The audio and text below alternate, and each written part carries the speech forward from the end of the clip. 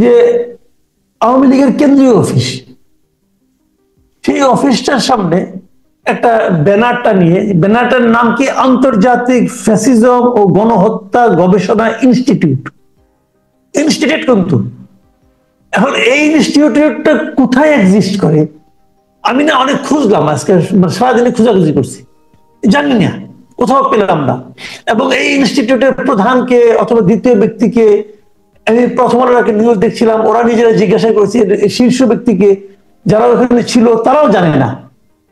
কিন্তু এই একটা ব্যানারটা নিয়ে তারা কিন্তু এই 10 তলা ভবন মানে দখলের পায়তারা শুরু করে দিয়েছে, দখল শুরুই করে দিয়েছে, কেউ আটকাচ্ছে না। এভাবে কি দখল করা যায় একটা ব্যানারটা নিয়ে? না, কোন সভ্য দেশে এই ধরনের দখল প্রক্রিয়া করা যায়। এমনকি কেউ যদি ক্রিমিনাল হয়, কোন সংগঠন যদি ক্রিমিনাল সংগঠন হয়, এই ধরনের সম্পত্তির অধিকার নিতে গেলে এটাকে কোর্টের মাধ্যমে আসতে হবে, আইনি লড়াই করতে হবে, বাজেয়াপ্ত করার নির্দেশ পেতে হবে, এবং তার পেছনে যথেষ্ট পরিমাণে যুক্তি তর্ক থাকতে হবে। এবং যদি আদালত এটাকে বাজেয়াপ্ত করার নির্দেশও দেয়, এটা আপিলে যাওয়া যাবে, মানে এটা একটা দীর্ঘ আইনি প্রক্রিয়া। আর যে সংগঠন সম্পূর্ণ ভুঁইফোড়, যাদেরকে আমরা কেউ চিনি না, একটা ইনস্টিটিউট, তার মানে এটা শুধুমাত্র একটা প্রতিষ্ঠানই না, এখানে কিছুটা গবেষণা, কিছুটা শিক্ষাদান, কিছুটা পাঠদান এগুলি হয়ে থাকে। এটা নিজেরই তো একটা ঠিকানা থাকার কথা।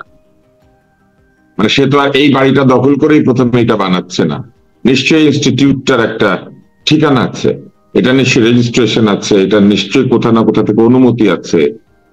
তো সেইগুলা কিছু না থাকলে আসলেই এইরকম একটি প্রক্রিয়াকে আমরা ধরে নেব যে এটা দখল প্রক্রিয়া, এটা দখল করা হচ্ছে। এখন কোন সভ্যতার সাথে এটা করা যায় না, কোন সভ্য সমাজেও এটা করা যায় না। আপনি যদি একটা গ্রামের মধ্যে ঢুকে আপনি কোন একটা জমিতে কিছু একটা করতে শুরু করেন, প্রতিবেশীরা প্রশ্ন করবে যে আপনি এই জমিতে কিভাবে আসলেন, আপনি কি এটা কিনেছেন, নাকি উত্তরাধিকার সূত্রে পেয়েছেন, নাকি কেউ দান করেছে, নাকি এটা খাস জমি সরকার অনুমোদন দিয়েছে। একটা গ্রামে আপনি পারবেন না, একটা জলাভূমিও আপনি নিতে পারবেন না এইভাবে বাংলাদেশের আইনে।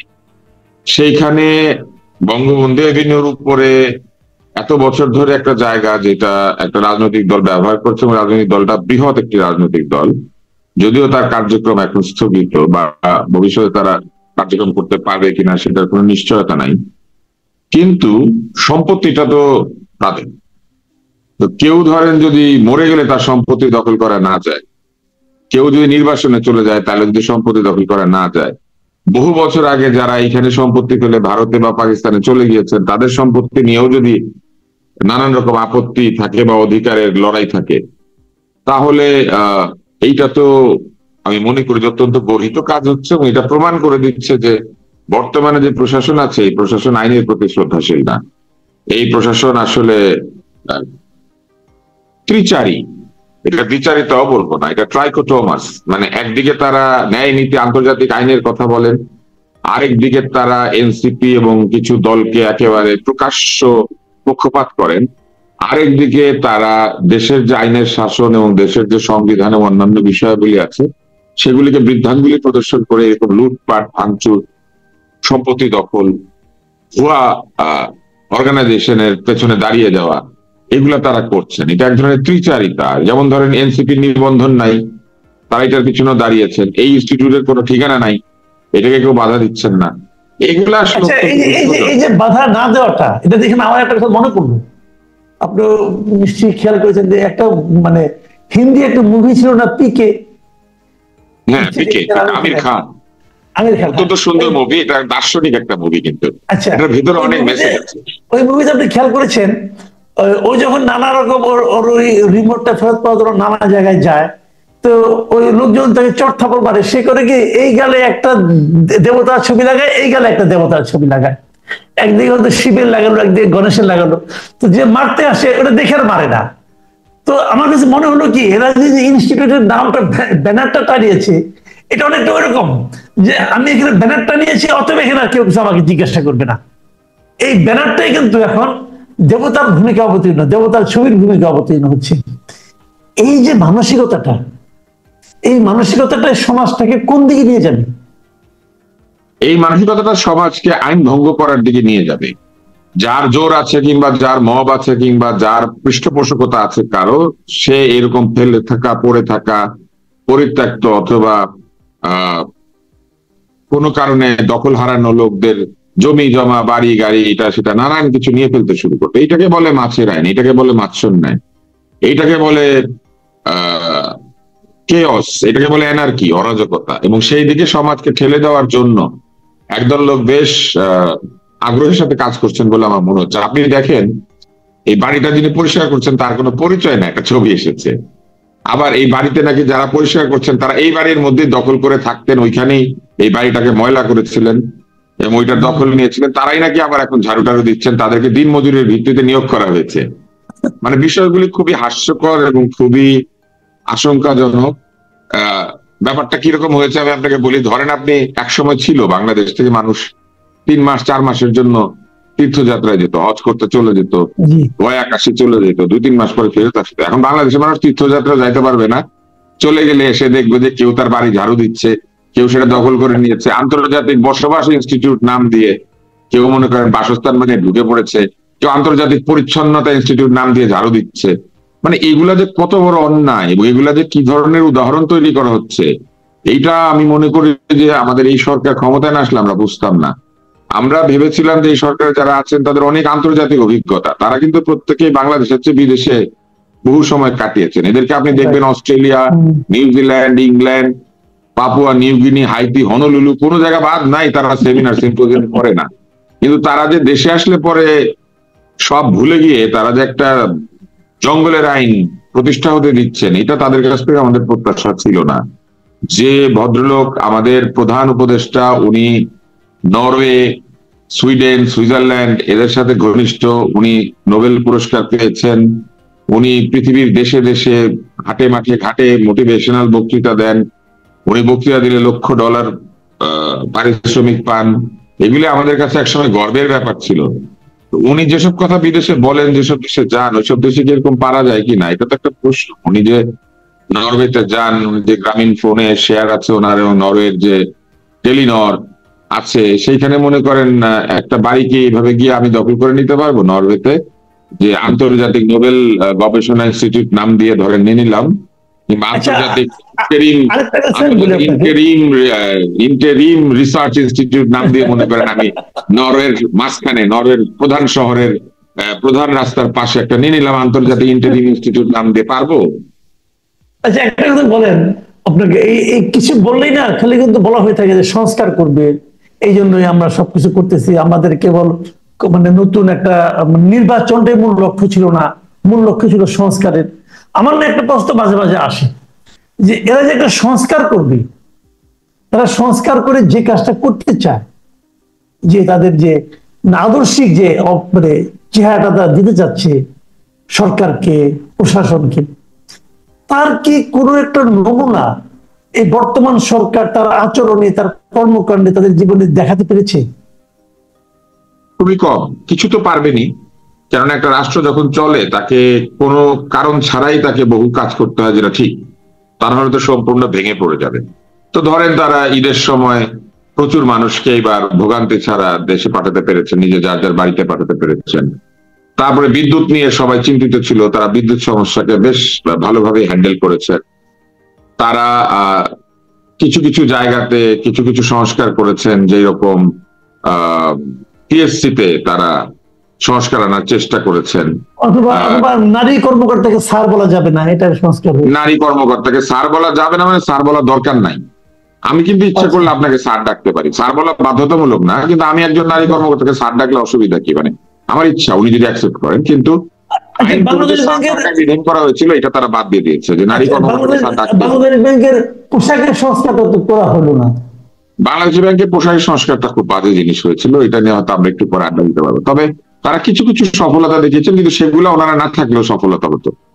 ওনারা না থাকলে যে কেউ এটা করতে পারতো। ওনাদের কাছ থেকে যে প্রত্যাশাটা ছিল, তার মধ্যে প্রথম প্রত্যাশা হচ্ছে শেখ হাসিনার দোষ কি ছিল? প্রথম হচ্ছে উনি নির্বাচন ঠিক মতো করে না, উনি নিজের লোকজনকে দিয়ে নির্বাচন করায়, ভোট গণে না, এবং না ভোট না গণে ওনার পছন্দের লোকদেরকে এমপি বানায়, জনগণের পছন্দের তোয়াক্কা করে না। ওনার যাকে ভালো লাগে সে এমপি হয়, ওনার যাকে ভালো লাগে সে মন্ত্রী হয়, এটাই তো স্বৈরাচারী মনোভাব, সেটা তো অবশ্যই ওনার মধ্যে ছিল, এটা নিয়ে কেউ তর্ক করবে না। তাহলে প্রথম দোষ হচ্ছে উনি অগণতান্ত্রিক। নির্বাচন দিলে উনি বহু আগে চলে যাইতে হইতে হয়, মানুষ তাকে বিদায় করে দিত ভোট না দিয়ে। তো এটা হচ্ছে তার প্রথম দোষ। দ্বিতীয় হচ্ছে অর্থনৈতিক দুর্নীতি এবং অর্থনৈতিক বিশৃঙ্খলাকে উনি প্রশ্রয় দিয়েছেন। যারা এই ব্যাংক লুট করে, যারা এনবিএফআই লুট করে, যারা টাকা পয়সা নিয়ে লোনের টাকা নিয়ে ফেরত দেয় না, এরকম বড় লোকেরা, অলিগার্ক, ক্রোনি ক্যাপিটালিস্টরা তার চারপাশে ঘিরে থাকে। তার আর্থিক উপদেষ্টা বা তার একজন উপদেষ্টা উনি শেয়ার মার্কেট কেলেঙ্কারির জন্য দরবেশ উপাধি পেয়েছিলেন, এবং তিনি শেয়ার মার্কেটে গেলেই লোকে ভাবতো যে আজকে শেয়ার মার্কেট খালি হয়ে যাবে, এবং যাইতে হইতো না, উনি আসেন জানলেই লোকে ভাবতো যে শেয়ার মার্কেট খালি হবে। তাহলে এই ধরনের লোকজনকে উনি প্রশ্রয় দিয়েছিলেন, এবং উনি জানতেন যে দুর্নীতি হয়, এটা উনি অস্বীকার করতে পারবেন না, কারণ এই দুর্নীতির অভিযোগ প্রকাশ্যে সকল পত্র পত্রিকায় প্রমাণ সহ ছাপা হয়েছে। এসালামের বাড়ির ছবি, পৃথিবীর ভিন্ন ভিন্ন দেশে এই রাজনৈতিক নেতাদের বাড়ি জমির ছবি, এগুলো প্রকাশিত হয়েছে, ফলে এটা উনি অস্বীকার করতে পারবেন না। তৃতীয় ছিল দলীয়করণ। উনি মেধাকে, যোগ্যতাকে মূল্যায়ন না দিয়ে উনি লোকজনকে নিজের দল, নিজের পছন্দ, নিজের লোকজনের আত্মীয় স্বজন, এমনকি সরকারের মধ্যে নিজের আত্মীয় স্বজন সব উনি ঢুকিয়েছিলেন। তো এইটা ওনার আরেকটা অভিযোগ ছিল। এখন এই তিনটা অভিযোগের বিপরীতে এই সরকারকে আমরা বিবেচনা করি। এই সরকারও নির্বাচন দিতে চায় না, এই সরকারও নির্বাচন শুনলেই বলে যে আমরা নির্বাচন দিব না। তাইলে কি হলো? তাইলে আমরা যে বিপ্লবের মাধ্যমে গণতন্ত্র চেয়েছিলাম, এই সরকারও বলে যে না, আগে আমি সংস্কার করে নেই, তারপরে আপনারা নির্বাচন নিয়ে কথা বলেন। উনি বলতো আগে উন্নয়ন করে নেই, ব্রিজ বানাই, কালভার্ট বানাই, পিলার গোনেন, পদ্মা সেতুর মধ্যে কয়টা লাইট আছে মুখস্থ করেন, এগুলা বলতো, এবং টানেল বানাই, তারপরে চিন্তা করেন, গণতন্ত্র এত তাড়াতাড়ি দরকার নাই। মানে এরকম একটা ব্যাপার ছিল। ওনার একটা এমপি ছিল সালাম নামে, নাকি লতিফ নামে, লতিফ লতিফ লতিফ সাহেব চট্টগ্রামের এমপি। উনি এসে এয়ারপোর্ট রোডে প্রধানমন্ত্রীর যে দপ্তর ছিল ওটার সামনে সাইনবোর্ড লাগিয়ে দিল, উন্নয়নের আগে গণতন্ত্র দরকার নাই, এই টাইপের কিছু। এবং তারপরে একটা বঙ্গবন্ধুর ছবি ঝুলাই দিল, যেটা জুতা উনি বদলাই দিল, কারণ জুতাটা ওনার পছন্দ হয়নি। এরকম হাস্যকর কাণ্ড কারখানায় লতিফরা করেছে, এবং লতিফরা এমপি হয়েছে। তো এই তার মানে উনি গণতন্ত্র দিত না, এই সরকারও এরকমই। এরা এখন বলে সংস্কার আগে পরে গণতন্ত্র। তারপরে হচ্ছে দুর্নীতি। দুর্নীতি কি বন্ধ হয়েছে? আমরা দেখি গাড়ির কাচ নেমে যায়, ফলের ঠোঙ্গায় করে 7,80,000 টাকা লেনদেন হয়। আমরা দেখি ফারাবি এবং অন্য একজন ব্যক্তি স্বাস্থ্য মন্ত্রণালয় থেকে সরে যায়।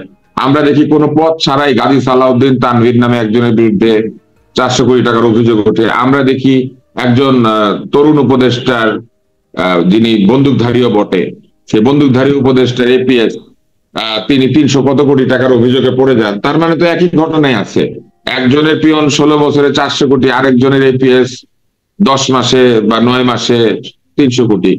তাহলে দুর্নীতি কমে নাই, ওই একই রকম অবস্থা আছে। নতুন ক্রোনি ক্যাপিটালিস্ট বা নতুন চাঁদাবাজরা উৎপত্তি হয়েছে। এমনকি এরা তো চাঁদাবাজি করছেই, এরাই আবার অভিযোগ করে যে বিএনপি অনেক চাঁদাবাজি করছে। তার মানে বিএনপি কেও চাঁদাবাজি করতে ওনারা দিচ্ছে। তারপরে এরা বিএনপি এবং অন্যরা অভিযোগ করে জামাতও করছে, তাহলে তারকেও দিচ্ছে চাঁদাবাজি করতে। তার মানে চাঁদাবাজি, দুর্নীতি এটা বন্ধ করার জন্য তারা খুব একটা বেশি হয় সফল হন নাই, না হলে তারা এটাকে আশকারা দিচ্ছেন। যেরকম এই যে বাড়ি দখল করে নিয়েছে বিচার ব্যবস্থা, কি ইনস্টিটিউট, কি গণহত্যা ইনস্টিটিউট না কি যেন, আন্তর্জাতিক ফ্যাসিজম ও গণহত্যা, আন্তর্জাতিক ফ্যাসিজম ইনস্টিটিউট। এই যে এইসব ভুয়া অর্গানাইজেশন তৈরি হতো তারা দিচ্ছেন। দিনে দুপুরে গুলিস্তানের মতো জায়গাতে একটা 10তলা বাড়ি, এটা লিফট খুলে নিয়ে গিয়েছে, লুটপাট হয়ে গিয়েছে, এমনকি দেয়ালের টাইলসও নাকি নিয়ে গিয়েছে, সেইটা আবার ফ্যাসিজম ইনস্টিটিউটের জন্য ঝাড়মোস করা হচ্ছে। তো এই যে এগুলো ওনারা হতে দিচ্ছেন, তো এই যে অবস্থা, এই অবস্থা কিন্তু ওনারা হতে দিচ্ছেন। তাইলে আমরা খুব একটা তফাৎ পাচ্ছি না। জমি দখল, বাড়ি দখল, দুর্নীতি, ফলের ঠোঙ্গায় করে টাকা নেওয়া, আর নির্বাচনে তারপরে কি? হ্যাঁ, তারপরে দেখেন, তারপরে ছিল দলীয়করণ, নিজের লোকজনকে সব জায়গায় বসিয়ে দেওয়া। আপনি দেখেন উত্তরের মেয়র বসিয়ে আছে তদবিরে, যতগুলা পিএস এপিএস নিযুক্ত হয়েছে সব নিজের পছন্দে, স্বাস্থ্য উপদেষ্টা নিজের পছন্দে, 3 ভৃত্য নিয়ে এসে 2টাকে দুর্নীতির দায় সরাতে বাধ্য হয়েছেন। এরা কিসের ভিত্তিতে? যোগ্যতার ভিত্তিতে এদেরকে নিয়োগ দিয়েছিলেন? মোটেও না, চিনে, বাড়ির কাছের লোক এরকম দিয়েছে। তার মানে স্বজনপ্রীতিও বন্ধ হয় নাই, তদবিরও বন্ধ হয় নাই। তার মধ্যে দেখেন আগে আওয়ামী লীগ বিভিন্ন জায়গাতে পুলিশ নিয়ে, আর্মি নিয়ে বা প্রতিরক্ষা নিয়ে নানান জায়গা থেকে ঢুকিয়ে তারা মিছিল মিটিং করতো। পয়লা বৈশাখের শোভাযাত্রার সামনে পুলিশ দিয়ে ভরে দিয়েছিল, সেই চেহারাও বদলায় নাই। উল্টা এনসিপি নামে একটা দল মোটামুটি বাংলাদেশের সকল নিরাপত্তার সাথে নিয়ে পদযাত্রা করে, হাটে পায়ে পিছে চলে 16 চাকার গাড়ি। তো তার মানে কি বদল হয়েছে? কিছুই বদল হয় নাই। আওয়ামী লীগের সময় আওয়ামী লীগের একটা ছাত্রলীগ ছিল, আর এদের সময় একটা ছাত্রদের দলই আছে পুরা, মানে ছাত্রলীগ না, একটা জাতীয় দল, সেটার নাম ছাত্র দল। তো কিছুই বদল হয়নি, কিন্তু একই জিনিস আচ্ছা, চলছে, শুধু নারীর বদলে পুরুষ, পুরুষের বদলে নারী এসেছে। জি, আমরা একদম শেষ পর্যায়ে চলে এসেছি অনুষ্ঠান। আমি এই প্রশ্নটাই করি, যে কথাটা আপনি বললেন যে শেখ হাসিনা নির্বাচন দেয়নি, নির্বাচন দিত না, তো আমাদের জন্য কিন্তু ওই প্রত্যাশা ছিল, নির্বাচনের কোনো মানে ওই নির্বাচন ভুয়া ছিল আর কি। ভুয়া ছিল, যে আমরা তো একটা জেনুইন নির্বাচন চেয়েছিলাম। সেই জেনুইন নির্বাচন পাওয়ার, মানে আমরা একজন ভোটার হিসেবে, জনগণ হিসেবে সেরকম সুযোগ পাওয়ার আপনি কি কোনো সম্ভাবনা খুব অতি নিকটবর্তী সময়ে দেখছেন কিনা? নির্বাচন তো জনগণের দাবি, ফলে এই দাবি যদি একটা নির্দিষ্ট সময়ের মধ্যে পূর্ণ করা না হয়, তাহলে কিন্তু যে কোনো সরকার অজনপ্রিয় হয়ে যেতে বাধ্য। কারণ জনগণের ক্ষমতা একটাই, সেটা নির্বাচন এবং ভোট দেওয়া। জনগণের ক্ষমতা জনগণের কাছে ফিরিয়ে দেওয়া হবে, এটা কিন্তু এই অভ্যুত্থানের একটা বড় প্রতিশ্রুতি ছিল। বাক স্বাধীনতা নিশ্চিত করা হবে, এটা কিন্তু আসলে বড় প্রতিশ্রুতি না। কেননা জনগণের সরকার আসলে জনগণের সরকার বাক স্বাধীনতা দিতে বাধ্য, কারণ জনগণ কথা বলবে, যে জনগণ তাকে নিয়োগ করেছে। আমাদের প্রধান উপদেষ্টা এবং এই সরকার যখন বলে যে তাদের নিয়োগকর্তারা সব ছাত্র, বা একদল লোককে আঙ্গুল দিয়ে দেখিয়ে দিয়ে বলে এরা আমাদের নিয়োগকর্তা, ভোটের সরকারের নিয়োগকর্তা কিন্তু গোটা জাতি। যে তাকে ভোট দিয়েছে সেও, যে তাকে ভোট দেয় নাই সেও। কারণ যে ভোট দেয় নাই সেও প্রক্রিয়াটা করেছে এই জন্য যে জনপ্রিয় সেই নির্বাচিত হোক। জি, যে ভোটে দাঁড়িয়ে হারে, যে লোক ভোটে দাঁড়িয়ে হারে, সে কিন্তু সমভাবে যে জিতে তার মতোই কৃতিত্ব পাওয়ার অধিকারী। কারণ দুজন মিলে দাঁড়ায় বলে গণতন্ত্র নিশ্চিত হয়, এবং একজন আরেকজনকে মেনে নিয়ে জনগণের প্রভুত্ব, জনগণের যে ক্ষমতা, সেটা স্বীকৃতি দেয় যে আমিও চেয়েছিলাম, তুমিও চেয়েছিলে ভোট, আমি পারি নাই মানে জনগণ আমাকে চায় নাই, আমি জনগণের রায় মাথায় নিলাম। জি, যদি তারা জনগণের ক্ষমতা জনগণকে ফিরিয়ে না দেন, তাড়াতাড়ি জনগণকে ভোট দিতে না দেন, তাহলে আমার ধারণা যে তারা এক সময় চাপের মুখোমুখি হবেন, এবং একইভাবে তারা আহ ভোটের দাবিতে হয়তো বা অন্যান্য দাবির কারণে তাদেরকে হয়তো অপ্রীতিকর একটা পরিস্থিতির মুখোমুখি হতে হতে পারে। আমার ধারণা যে এটা হওয়াটা তারা হয় চেষ্টা করছেন, নইলে হয়তো এটা চাইছেন তারা যে এরকম একটা অবস্থা হোক। আমি জানি না, কিন্তু তাদের আচার আচরণের মধ্যে নির্বাচনের প্রতি তাদের যে কমিটমেন্ট, সেটা পরিলক্ষিত হয় না।